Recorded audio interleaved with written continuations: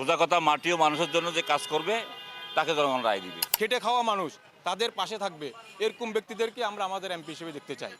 অবশ্য মানুষ স্বাধীন মনে ভোট দিবে। 12ই ফেব্রুয়ারি নির্বাচনটি একটি সুন্দর ও সুষ্ঠু হবে বলে আমি আশা করি।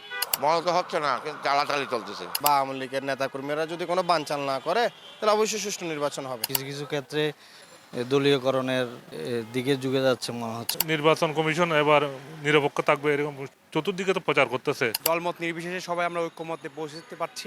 আগামী নির্বাচনকে সামনে রেখে দেশের রাজনীতি ও নেতৃত্ব সম্পর্কে সাধারণ মানুষের প্রত্যাশা জানতেই আমাদের আজকের এই আয়োজন।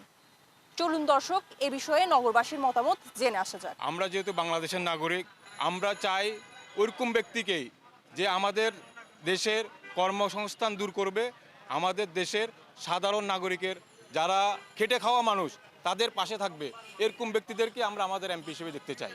71 থেকে আজকে 2026 দীর্ঘ বছর পর এদেশের মানুষ সচেতন। আমরা চাচ্ছি দেশপ্রেমিক, আমার সোজা একটা কথা, দেশপ্রেমিক গণমানুষের জন্য, এই দেশের মানুষ, এই দেশের জন্য, সোজা কথা, মাটি ও মানুষের জন্য যে কাজ করবে তাকে জনগণ রায় দিবে। 17 বছর মানে 14 বছর তো ভোট দেওয়া সম্ভব হয়নি। প্রতিবারেই ভোট কেন্দ্র থেকে ফেরত আসতে হয়েছে বা কোনো সময় দিনের ভোট রাত্রে হয়েছে। কিন্তু আশা করি এবার বোঝা যাচ্ছে আগামী 12ই ফেব্রুয়ারি নির্বাচনটি একটি সুন্দর ও সুষ্ঠু হবে বলে আমি আশা করি। আপনি কি মনে করেন যে এবার বাংলাদেশে সুষ্ঠু নির্বাচন হবে? মনে তো হচ্ছে না, কিন্তু চালাচালি চলতেছে। মনে হচ্ছে না আমার কথা হচ্ছে যে যেটা ভালো, দেশ ভালো চালাই, ওনাকে আমরা চাই। হ্যাঁ, ইনশাল্লাহ অবশ্যই সুষ্ঠু নির্বাচন হবে।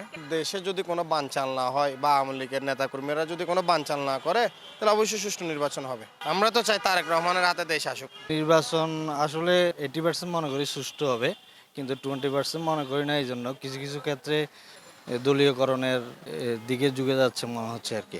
আমরা সৎ, যোগ্য, শিক্ষিত এবং জনগণের সাথে কাজ করে, জনগণের পক্ষে কাজ করে দেশের উন্নয়ন করবে, এই ধরনের প্রতিনিধি আমরা চাই।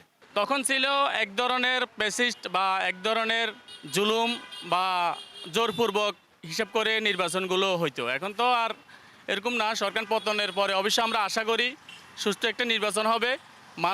মানুষের স্বাধীনতা এখন পেয়েছে, এই স্বাধীনতা অবশ্যই মানুষের কাজে লাগাবে, অবশ্যই মানুষ স্বাধীন মনে ভোট দিবে।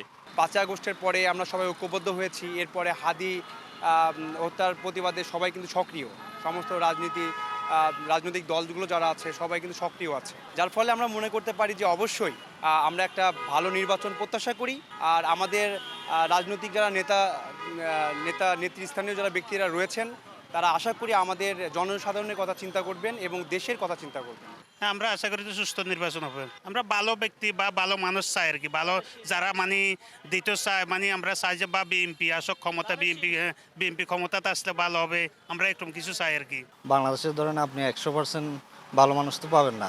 সেক্ষেত্রে তুলনামূলকভাবে যে যারা জনপ্রতিনিধি হিসেবে রাজনীতিতে আসছে, যারা নির্বাচন করতেছে, তুলনামূলকভাবে যে কম দুর্নীতি পরায়ণ, তাকে আমি নির্বাচনের ক্ষেত্রে ভোট দেওয়ার জন্য চয়েস করি আর কি। ইনশাল্লাহ এই দেশে ইনসাফ প্রতিষ্ঠার জন্য এত কিছু হচ্ছে। জুলাই যুদ্ধ হয়েছে, বাংলাদেশ স্বাধীনতা যুদ্ধ হয়েছে, ভাষা আন্দোলন হয়েছে, এবার সর্বশেষ 24 আন্দোলন হয়েছে। এটা ইনসাফের জন্যই তো হয়েছে, ইনসাফের জন্য সবাই জীবন দিয়েছে। মনে করছি যে এবার বাংলাদেশে একটা সুষ্ঠু নির্বাচন অনুষ্ঠিত হবে, কারণ আমরা দেখতে পাচ্ছি যে 5ই আগস্টের পরবর্তী সময়ে দলমত নির্বিশেষে সবাই আমরা ঐক্যমত্যে পৌঁছতে পারছি। আর বিশেষ করে তারেক রহমান এবং আমাদের জামাতের আমির ডক্টর শফিকুর রহমান তারা চাচ্ছেন, যেটা মনে হচ্ছে যে তারা এই দেশে একটা ভালো একটা পরিবেশ তৈরি করতে যাচ্ছে এবং ভালো একটা রাজনীতির নজির স্থাপন করতে যাচ্ছে, যার মাধ্যমে আমি মনে করি যে আমাদের এই দেশটা সামনের দিকে এগিয়ে যাবে। অবশ্যই আপনার মানুষ চাই এদেশে একটি ভালো একটি বাংলাদেশ হয়ে আমরা জাতিরা বাস করুক, যাতে করে আমরা আর ওই পিছনের মতো সমস্যায় না পড়ি। এই কারণে আমাদের এই বাংলাদেশটাকে সুন্দরভাবে প্রতিষ্ঠা করা আমাদের নাগরিক হিসেবেও দায়িত্ব। আমি আশাবাদী এই সরকার একটি সুস্থ নিরপেক্ষ নির্বাচন দিতে বাধ্য। কারণ আমরা অতীতে অনেকগুলো ভোট করেছে, আওয়ামী লীগ সরকার, জনগণ ভোট দিতে পারে নাই। আর এই সরকার যদি ভোট দিতে ব্যর্থ হয়, তাদের যে সম্মান ওটুক আছে তা থাকবে না, ধুলো মিশে যাবে কই। কারণ দেশে বাংলাদেশ, আমরা জনগণ প্রতিবাদী বাংলাদেশ। এই বাংলাদেশে আমি আশা করব একটি সুস্থ নিরপেক্ষ নির্বাচন আমাদের দেশে হবে ইনশাআল্লাহ। সাধারণ মানুষের কথায় উঠে এসেছে, তারা চাই সৎ নেতৃত্ব ও সুষ্ঠু নির্বাচন। তবে সেটা বাস্তবে কতটা প্রতিফলিত হবে তা এখন বড় প্রশ্ন। Mumtahina Chowdhury, CTG post, Chittagong.